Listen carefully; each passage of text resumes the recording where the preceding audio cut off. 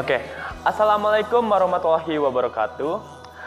Selamat pagi, selamat siang, selamat sore, selamat malam, dimanapun dan kapanpun kalian menonton video ini. Pertama-tama, perkenalkan nama saya Muhammad Fikri Kusmandi Sumirat.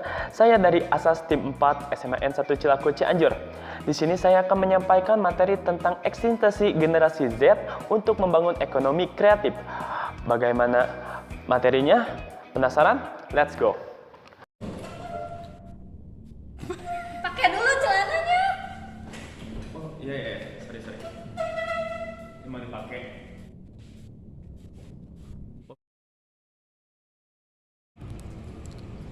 Oke.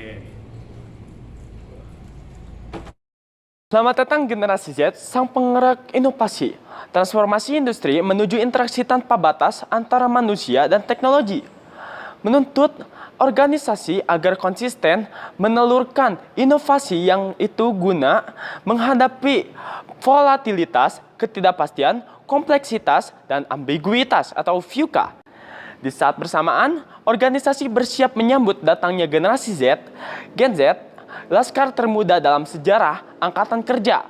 Generasi yang dinilai erat ketertarikannya akan teknologi. Akankah generasi Z mampu menopang organisasi dalam menggerakkan roda inovasi? Siapkah organisasi mengelola generasi Z yang lekat dengan keunikan karakteristik?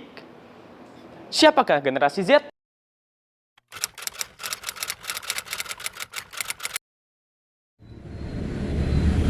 Siapakah generasi Z? Pada tahun 2017, Deloitte mengungkapkan bahwa dalam kurun waktu 4 tahun mendatang generasi Z akan memenuhi lebih dari 20% tenaga kerja dalam organisasi. Meski begitu, agaknya diskusi mengenai hadirnya generasi Z di dunia kerja tidak mendapat respon yang cukup tajam. Seiring dengan perhatian organisasi yang terhenti pada generasi Y atau yang sering disebut dengan generasi milenial. Menurut sejumlah penelitian, terdahulu generasi Z adalah mereka yang lahir setelah tahun 1995 atau seringkali disebut dengan generasi pasca milenial. Menurut studi yang dilakukan oleh McKinsey pada tahun 2018, perilaku generasi Z dapat dikelompokkan menjadi 4 komponen besar yang berlandas pada suatu kondisi yang kuat bahwa generasi Z adalah generasi yang mencari akan suatu kebenaran. Pertama, generasi Z disebut sebagai the undivided ID, di mana generasi Z ini menghargai ekspresi setiap individu tanpa memberi label tertentu. Pencarian akan jati diri membuat generasi Z memiliki keterbukaan yang besar untuk memahami keunikan tiap individu. Kedua, generasi Z diidentifikasi sebagai the communaholic, generasi yang sangat inklusif dan tertarik untuk terlibat dalam berbagai komunitas dengan memanfaatkan kecanggihan teknologi guna memperluas manfaat yang ingin mereka berikan. Ketiga, generasi Z dikenal sebagai the dialoger, generasi yang percaya akan pentingnya komunikasi dalam penyelesaian konflik dan perubahan datang melalui adanya dialog.